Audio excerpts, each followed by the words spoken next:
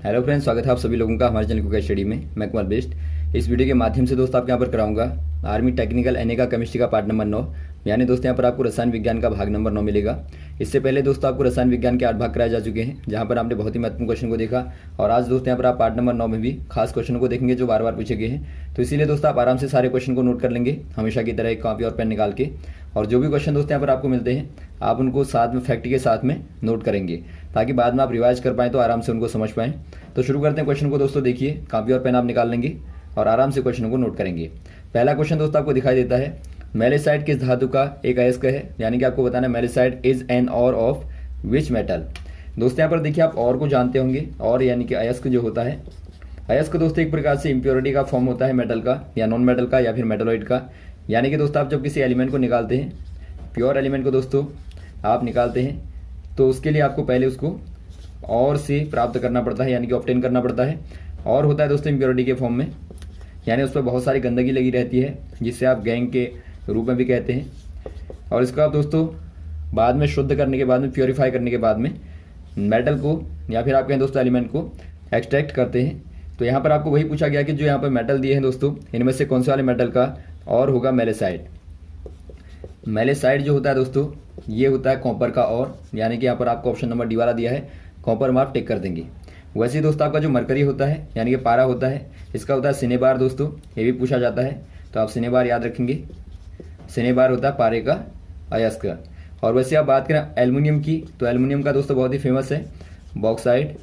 तो बॉक्साइट जो है एल्युमिनियम का होता है। और वैसे आयरन का दोस्तों बार बार पूछा जाता है, आयरन का होता है हेमेटाइट और मैग्नेटाइट। तो आप चारों को ही याद रखेंगे, और भी दोस्तों आप औरों को याद रख लेंगे, ताकि आपको जो पूछा जाए आराम से आप बता पाएँ। अगला क्वेश्चन देखिए दोस्तों, सल्फर डैडेस ब्लॉक का तत्व होता है। यानी कि आपको बताना है sulphur is an element of डैडेस ब्लॉक। यदि आपको दोस्तों एलिमेंट का ब्लॉक बताना होगा, तो आप ध्यान देंगे, आपको कन्फिगरेशन करना है। यानी कि आपको इलेक्ट्रॉनिक कन्फिगरेशन के माध्यम से आराम से पता लग जाएगा। माना आपको यहाँ पर सल्फर दिया दोस्तों, आप जानते हैं सल्फर जो होता है, इसका एलिमेंट एटॉमिक नंबर जो होता है, एटॉमिक नंबर ये दोस्तों होता है 16, यानी कि 16 होता है। और आप 16 का कन्फिगरेशन करेंगे तो आपको 2, 8 और 6 मिलता है। यानी कि आप यदि सब सेल में डिवाइड कर दें दोस्तों, 1s2, 2s2, 2p6 और 3s2 और 3p4 आएगा। यानी कि आप यहाँ पे देखते हैं जो आखिरी वाले इलेक्ट्रॉन है दोस्तों, वो आपके p सब सेल में जाते हैं, यानी कि p में दोस्तों यहाँ पर जाते हैं। तो आप कह देंगे यहाँ पर जो ब्लॉक होगा दोस्तों, वो आपका p ब्लॉक हो जाएगा। यानी कि जो एलिमेंट होगा दोस्तों p ब्लॉक में एग्जिस्ट करेगा। और आप जानते हैं जो p ब्लॉक वाले एलिमेंट होते हैं कैसे होते हैं दोस्तों, p ब्लॉक वाले एलिमेंट होते हैं नॉन मेटल यानी कि अधातु होती हैं, या फिर दोस्तों मेटलॉइड होते हैं, यानी कि उपधातु होती है। और यहाँ पर मैक्सिमम दोस्तों अधातुएं होती हैं। और जो सल्फर होता है दोस्तों, सल्फर भी एक प्रकार से नॉन मेटल होता है। तो यहाँ से दोस्तों आप आराम से पता लगा सकते हैं कि आपका एलिमेंट का नेचर क्या है, या फिर दोस्तों कहाँ पे एग्जिस्ट करता है। तो यहाँ पर आप टिक कर देंगे ऑप्शन नंबर बी वाले में, पी ब्लॉक में। अगला क्वेश्चन देखिए दोस्तों, जैविक अशुद्धि दूर करने में प्रयुक्त एक विधि है। यानी कि आपको बताना है विच treatment is used for removal of biological impurities. यदि आपको दोस्तों बायोलॉजिकल इम्प्योरिटीज को, यानी कि एक प्रकार से आपको जैविक अशुद्धि को दोस्तों निकालना होगा, दूर करना होगा, तो आप कौन सी वाली मेथड का यूज करेंगे आपको बताना है। पहला आपको दिया सेडिमेंटेशन, दूसरा आपको दिया बॉइलिंग, तीसरा आपको दिया है स्टरलाइजेशन और चौथा दिया डिस्टिलेशन। यहाँ पर आप यूज़ करते हैं दोस्तों स्टरलाइजेशन का। आप समझेंगे, देखिए स्टरलाइजेशन जो होता है, यानी कि आप कहते हैं दोस्तों यहाँ पर जीवाणुनाशन भी कहते हैं इसको, या फिर आप स्टरलाइजीकरण भी कहते हैं। तो यहाँ पर देखिए, आपको जीवाणुनाशन करना है दोस्तों, यहाँ पर आप क्या करते हैं, यहाँ पर दोस्तों आप मान लीजिए कोई आपके पास में अनप्योर सब्सटेंस है दोस्तों, और वहाँ पर जो आपकी इम्प्योरिटी है, वहाँ पर इम्प्योरिटी आपके बायोलॉजिकल है, यानी कि एक प्रकार से आप कह सकते हैं दोस्तों माइक्रो बायल लाइफ वहाँ पे है, या फिर आप कहें दोस्तों आपके बैक्टीरियाज, या फिर आपके इस प्रकार के जीवाणु, या फिर आपके अन्य दोस्तों छोटे माइक्रो पार्टिकल हैं, जिनके आधार पे इम्प्योरिटी वहाँ पे होती है दोस्तों। तो उसके लिए आप क्या करते हैं, उसके लिए आप यूज़ करते हैं स्टेरिलाइजेशन का, यानी कि जीवाणु नाशन का। यहाँ पे दोस्तों आपकी केमिकल और फिजिकल दोनों मेथड होती हैं। यदि आप केमिकली करें तो वहाँ पर आप टॉक्सिक गैसेस का यूज़ करते हैं, यानी कि एक प्रकार से जो आपकी विषैली गैसें होती हैं, तो उनका यूज़ करते हैं दोस्तों। और फिजिकली आप यहाँ पे इवेपोरेशन का, या फिर आप यहाँ पर रेडिएशन का या हीटिंग का दोस्तों यूज़ करते हैं। तो तो यहाँ पर आप कह देंगे ऑप्शन नंबर कौन सा हो जाएगा, यहाँ पर सी वाला हो जाएगा, जीवाणु नाशन या फिर आप कहें स्टेरिलाइजेशन। अगला क्वेश्चन देखिए दोस्तों, आधुनिक रसायन के पिता कौन कहलाते हैं, यानी कि आपको बताना है who is known as father of modern chemistry. दोस्तों यहाँ पर आपको बताना है फादर ऑफ मॉडर्न केमिस्ट्री, यानी कि दोस्तों आधुनिक रसायन विज्ञान के पितामह कौन कहलाते हैं आपको बताना है। ये दोस्तों यहाँ पर कहलाते हैं एंटोनी लेवोइजर। लेवोइजर दोस्तों क्या है, इनको कहा जाता है मॉडर्न रसायन विज्ञान के पिता, और इनके द्वारा दोस्तों मेनली डिस्कवरी की गई थी O2 की, यानी कि ऑक्सीजन की दोस्तों, और सिलिकॉन की और कार्बन की। यदि आपको शुरुआत में बात करें दोस्तों, यदि आप शुरुआत में बात करें जो ऑक्सीजन थी उसको डिस्कवर किसने किया था, उसको किया था दोस्तों प्रिस्टले ने। लेकिन बाद में दोस्तों जो नामकरण किया गया था, यानी कि नाम दिया गया था और इसकी बर्निंग प्रॉपर्टीज़ के बारे में दोस्तों बताया गया था, वो लेवोइजर ने बताया था। तो इसीलिए दोस्तों इनकी डिस्कवरी में यहाँ पे O का भी नाम आता है, यानी कि ऑक्सीजन का भी दोस्तों नाम आता है। तो यहाँ पर आप कह देंगे ऑप्शन नंबर यहाँ पे सी वाला हो जाएगा, लेवोइजर। अगला क्वेश्चन देखिए दोस्तों, परमाणु वैद्युतीय रूप से होता है, यानी कि आपको बताना है एटॉम इज इलेक्ट्रिकली। यदि आप दोस्तों परमाणु को इलेक्ट्रिकली देखें, यानी कि आपका वैद्युत के आधार पर या फिर आपके आवेश के आधार पर दोस्तों कैसा होता है। जो एटॉम है दोस्तों, एटॉम क्या है दोस्तों, यानी कि परमाणु क्या है, ये दोस्तों आपका किसी सबस्टेंस का यानी किसी पदार्थ का दोस्तों छोटे से छोटा पार्टिकल होता है जिसको आप दोबारा से डिवाइड नहीं कर पाते, यानी कि जो स्टेबल फॉर्म में होता है दोस्तों, वो आपका सबसे छोटा वाला पार्टिकल एटॉम ही होता है। यानी एटॉम से छोटा पार्टिकल कोई स्टेबल यानी कि स्थिर नहीं होता। तो यहाँ पर देखिए दोस्तों, एटॉम जो है, एटॉम एक प्रकार से यदि आप देखें, मान लीजिए आप हाइड्रोजन को ले लें, तो यहाँ पर आप देखते हैं एक प्रोटॉन होता है और एक इलेक्ट्रॉन होता है। तो यदि आप देखें दोस्तों यहाँ पे यदि आप चार्ज को देखें तो आप जानते हैं प्रोटॉन पे दोस्तों पॉजिटिव चार्ज होता है और इलेक्ट्रॉन पे दोस्तों नेगेटिव चार्ज होता है, और प्रोटॉन और इलेक्ट्रॉन का चार्ज दोस्तों बिल्कुल बराबर होता है, यानी कि 1.6 × 10⁻⁻19 कूलाम होता है। यदि आप देखें प्रोटॉन का तो ये पॉजिटिव हो जाएगा, इलेक्ट्रॉन का दोस्तों नेगेटिव हो जाएगा। तो यहाँ पर आप दोनों को ऐड करेंगे दोस्तों तो आपको मिलेगा चार्ज बराबर 0, यानी कि यहाँ पर आपको क्या मिलता है दोस्तों, ये आपका न्यूट्रल मिलता है। वैसे आप नेक्स्ट वाला देखें, कोई हीलियम को यदि आप उठा लें, आप देखते हैं हीलियम में क्या होता है दोस्तों, हीलियम में 2 प्रोटॉन होते हैं, 2 न्यूट्रॉन होते हैं और 2 इलेक्ट्रॉन होते हैं, यानी कि दोस्तों यहाँ पर आपका एटॉमिक नंबर 2 होता है, एटॉमिक भार यहाँ पे या फिर आपका वेट दोस्तों 4 होता है। यदि आप चार्ज यहाँ पे देखें दोस्तों, 2 प्रोटॉन और 2 इलेक्ट्रॉन। चूँकि आप जानते हैं दोस्तों न्यूट्रॉन क्या होते हैं, न्यूट्रॉन तो न्यूट्रल होते हैं, इनके द्वारा तो कोई चार्ज होता नहीं है। तो चार्ज में केवल दोस्तों प्रोटॉन और इलेक्ट्रॉन की ही बात करते हैं। तो यहाँ पर देखिए यदि प्रोटॉन का चार्ज देखें दोस्तों, ये आपका 2 प्रोटॉन हो जाएंगे पॉजिटिव और यहाँ पर 2 नेगेटिव इलेक्ट्रॉन हो जाएंगे, और आप जानते हैं दोनों का चार्ज बराबर होता है। तो यहाँ भी दोस्तों ये दोनों कैंसिल आउट हो जाएंगे, और यहाँ पर आपको जो चार्ज मिलेगा, नेट चार्ज जो मिलेगा दोस्तों, वो आपको मिलेगा 0, यानी कि न्यूट्रल। तो आप जितने भी एलिमेंट देखेंगे दोस्तों सारे क्या होते हैं, एटॉम दोस्तों क्या होते हैं, एक प्रकार से न्यूट्रल होते हैं, यानी कि उदासीन होते हैं। तो ऑप्शन नंबर आप कह देंगे डी वाला न्यूट्रल होता है दोस्तों। अगला क्वेश्चन देखिए दोस्तों, परमाणु गुण निर्भर करते हैं, यानी कि आपको बताना है the atomic properties depends upon. यहाँ पर देखिए दोस्तों आपकी जो एटॉमिक प्रॉपर्टीज होती हैं, एटॉमिक प्रॉपर्टीज आपकी होती हैं दोस्तों, यानी कि परमाणु के जो गुण होते हैं वो किस पर डिपेंड करते हैं। पहला आपको दिया एटॉमिक मास पे, सेकंड आपको दिया एटॉमिक नंबर पे, थर्ड आपको दिया नंबर ऑफ न्यूट्रॉन्स पे, या फोर्थ आपको दिया नन ऑफ दीज। यहाँ पर देखिए दोस्तों जो प्रॉपर्टीज होती हैं, फॉर एग्जांपल आप देखें एटॉमिक रेडिटी देखें या चार्ज देखें, या फिर दोस्तों उनकी आप शेप को देखें, साइज को देखें, या उनकी इलेक्ट्रोनेगेटिविटी देखें, तो ये सारी प्रॉपर्टीज जो होती हैं दोस्तों मेनली डिपेंड करती हैं एटॉमिक नंबर पे, यानी आप कह देंगे एटॉमिक नंबर, या फिर आप कहें दोस्तों परमाणु क्रमांक पर डिपेंड करती हैं, या फिर आप कहें दोस्तों नंबर ऑफ दोस्तों प्रोटॉन, क्योंकि आप जानते हैं जो प्रोटॉनों की संख्या होती है वही दोस्तों एटॉमिक नंबर होता है। तो आपको दोनों में से जो भी दिया होगा वहाँ पर आप टिक करेंगे। यहाँ आपको एटॉमिक नंबर दिया दोस्तों, एटॉमिक नंबर में आप यहाँ पर टिक लगा देंगे। यदि आप देखें दोस्तों जो मॉडर्न पीरियोडिक टेबल है, ये क्वेश्चन आता है कि बताइए जो मॉडर्न पीरियोडिक टेबल है दोस्तों वो किसके आधार पर होती है, तो आप कहेंगे एटॉमिक नंबर के आधार पर होती है।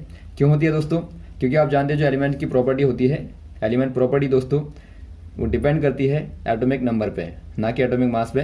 तो इसीलिए पीरियोडिक टेबल जो होती है दोस्तों, जो मॉडर्न पीरियोडिक टेबल है एटॉमिक नंबर के बेस पे बनाई गई है। अगला क्वेश्चन देखिए दोस्तों, 88 Ra226 के नाभिक में न्यूट्रॉनों तथा प्रोटॉनों की संख्या क्या है, यानी कि आपको बताना है the numbers of neutrons and protons in the nucleus of 88 Ra226 are. दोस्तों यहाँ पर देखिए आपको यहाँ पर दिया है एलिमेंट दिया है दोस्तों, और यहाँ पर आपको उसका एटॉमिक नंबर दिया है और यहाँ पर एटॉमिक मास दिया है। आपको मालूम होना चाहिए दोस्तों, जब आपका एटॉमिक सिंबल यहाँ पर होता है उसके यहाँ पर जो लिखा रहता है दोस्तों वो आपका Z होता है और यहाँ पर A होता है। Z मतलब एटॉमिक नंबर होता है और A मतलब होता है एटॉमिक मास। तो यहाँ पर देखिए दोस्तों आपका नंबर ऑफ न्यूट्रॉन क्या होता है, नंबर ऑफ न्यूट्रॉन बराबर होता है दोस्तों mass number minus atomic number, यानी कि n बराबर होता है A माइनस Z और A बराबर होता है Z प्लस N। आप इसको याद रखेंगे, इसके आधार पर दोस्तों बहुत सारे क्वेश्चन आते हैं, तो यहाँ से आप आराम से निकाल लेंगे। यदि आप देखें दोस्तों यहाँ पे आपको चूंकि यहाँ पे दिया है Z बराबर है आपका 88 और A बराबर है 226, तो यहाँ पर आप रखेंगे n बराबर यहाँ पे फॉर्मूले में, तो आपको मिलेगा दोस्तों दोनों को घटाने पे 226 में से आप 88 को घटाएंगे तो यहाँ पर आपको मिलेगा 138, यानी कि 138 मिलेगा। और यहाँ पर ऑप्शन नंबर आप देखते हैं दोस्तों 138 यहाँ पर आपको दिया है यहाँ पे और यहाँ पे दिया है। अब देखिए पहला वाला दोस्तों आपको न्यूट्रॉन पूछा गया है, यानी कि न्यूट्रॉन दोस्तों आपका 138 हो जाएगा। और नंबर ऑफ प्रोटॉन क्या होता है दोस्तों, एटॉमिक नंबर बराबर ही दोस्तों होता है प्रोटॉन का नंबर, यानी कि नंबर ऑफ प्रोटॉन यहाँ पे होता है, यानी कि जो प्रोटॉन की संख्या होती है दोस्तों वो परमाणु क्रमांक के बराबर ही होती है। और आप देखते हैं परमाणु क्रमांक यहाँ पर 88 है, तो यही दोस्तों आपका नंबर ऑफ प्रोटॉन हो जाएगा। तो ऑप्शन नंबर कौन सा दिखता है दोस्तों आपको, ये वाला दिखता है। नंबर ऑफ न्यूट्रॉन यहाँ पर 138, नंबर ऑफ प्रोटॉन 88, तो यहाँ पर आप टिक कर देंगे। यदि आपको दोस्तों पूछा जाता है नंबर ऑफ इलेक्ट्रॉन क्या होता है दोस्तों, equal to number of proton होता है, यानी कि यहाँ पर दोस्तों इलेक्ट्रॉन की संख्या भी क्या हो जाएगी, 88 हो जाएगी। बशर्ते यहाँ पर ऊपर से दोस्तों कोई चार्ज नहीं लगा रहना चाहिए। यदि चार्ज आपका प्लस लगता है तो वहाँ पर आपको एक को घटाना पड़ता है और माइनस लगा होगा तो एक को जोड़ना पड़ता है। मान लीजिए यहाँ पर आपका माइनस लगा होता या फिर आपका प्लस लगा होता दोस्तों, माइनस लगने के केस में आप इलेक्ट्रॉन का नंबर क्या कर देंगे, 88 प्लस 1 कर देंगे, और प्लस होगा तो आपका 88 माइनस 1 कर देंगे। अगला क्वेश्चन देखिए दोस्तों, अगला क्वेश्चन आपको दिया है 11 Na22 से एक बीटा पार्टिकल के निकल जाने से कौन सा तत्व प्राप्त होगा, यानी कि आपको बताना था element obtain after emission of a beta particle from 11 Na22, यानी कि दोस्तों यहाँ पर आपको 11 सोडियम 22 आपको दिया है, यानी आपका एटॉमिक नंबर है और ये आपका दोस्तों क्या है, एटॉमिक मास है। तो यहाँ से दोस्तों यदि बीटा पार्टिकल का एमिशन हो जाए, आप जानते हैं बीटा पार्टिकल क्या होता है दोस्तों, बीटा पार्टिकल एक प्रकार का रेडियो तरंग होती है। तो यदि यहाँ से बीटा पार्टिकल निकल जाए तो यहाँ पर कौन सा वाला एलिमेंट बनेगा आपको बताना है। यहाँ पर दोस्तों कौन सा एलिमेंट बनेगा, यदि आप देखें दोस्तों बीटा पार्टिकल के एमिशन से क्या होता है, यदि यहाँ पर देखें दोस्तों आप बीटा एमिशन की रिएक्शन को, बीटा एमिशन रिएक्शन को यदि आप देखें, माना यहाँ पर आपके पास में कोई पार्टिकल है और यहाँ पर एटॉमिक नंबर आपका Z है और एटॉमिक मास A है। यहाँ से दोस्तों जब बीटा एमिशन होता है, बीटा एमिशन कहने का मतलब है यहाँ से कोई बीटा पार्टिकल निकलता है, तो यहाँ पर दोस्तों एक नया एलिमेंट बनेगा और यहाँ पर जो एटॉमिक नंबर होगा दोस्तों वो आपका एक बढ़ जाएगा, यानी नंबर ऑफ प्रोटॉन एक बढ़ जाएगा। और यहाँ पर दोस्तों आपका एटॉमिक मास वही रहेगा, यानी कि आपका A ही रहेगा। और साथ में दोस्तों एक एंटी न्यूट्रॉनो दोस्तों यहाँ पर निकलता है, इसको आप कहते हैं एंटी न्यूट्रॉनो, या फिर आप कह सकते हैं दोस्तों फोटोन पार्टिकल। तो फोटोन पार्टिकल निकलता है और साथ में एक दोस्तों आपका यहाँ पर निकलता है, और साथ में निकलता है दोस्तों आपका E0-1, यानी कि आप इसको कहते हैं बीटा पार्टिकल। यानी दोस्तों यहाँ पर बीटा पार्टिकल निकला और साथ में फोटोन निकला और यहाँ पर आपका एटॉमिक नंबर दोस्तों Z+1 हो जाता है। यानी कि यहाँ पे यदि आप देखें सोडियम का दोस्तों, तो सोडियम के केस में क्या हो जाएगा, सोडियम के केस में दोस्तों आपका 11 का 12 हो जाएगा, यानी कि यहाँ पर दोस्तों 12 एटॉमिक नंबर वाला नया एलिमेंट बन जाएगा। और आप जानते हैं 12 वाला क्या होता है दोस्तों, 11 के बाद सोडियम के बाद होता है मैग्नीशियम, यानी यहाँ पर दोस्तों मैग्नीशियम बनेगा, यानी कि ऑप्शन नंबर A वाला दोस्तों यहाँ पर प्राप्त होगा। तो यहाँ पर आपको ध्यान देना है कि जब बीटा पार्टिकल निकलता है तो इससे दोस्तों एटॉमिक नंबर कम होने के बजाय बढ़ जाता है। और यदि आप बात करें अल्फा पार्टिकल की दोस्तों, तो अल्फा के निकल जाने से दोस्तों आपका एक प्रकार से 2 एटॉमिक नंबर कम हो जाएगा।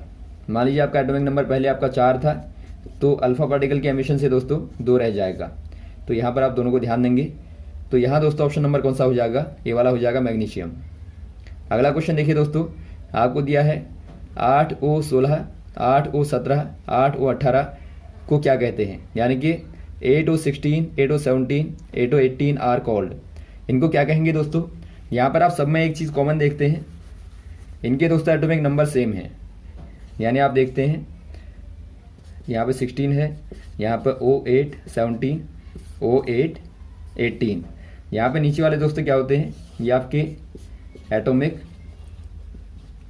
नंबर्स होते हैं, यानी परमाणु क्रमांक होते हैं। और परमाणु क्रमांक या फिर आप कहें दोस्तों इनको नंबर ऑफ प्रोटॉन। तो यहाँ पर आप देखते हैं दोस्तों नंबर ऑफ प्रोटॉन्स क्या है, हर एक में सेम है, समान है। तो इनको क्या कहेंगे दोस्तों आप ऐसे वाले केस में, इनको आप कहते हैं आइसोटोप। आइसोटोप यानी कि दोस्तों आप इनको कहते हैं समस्थानिक।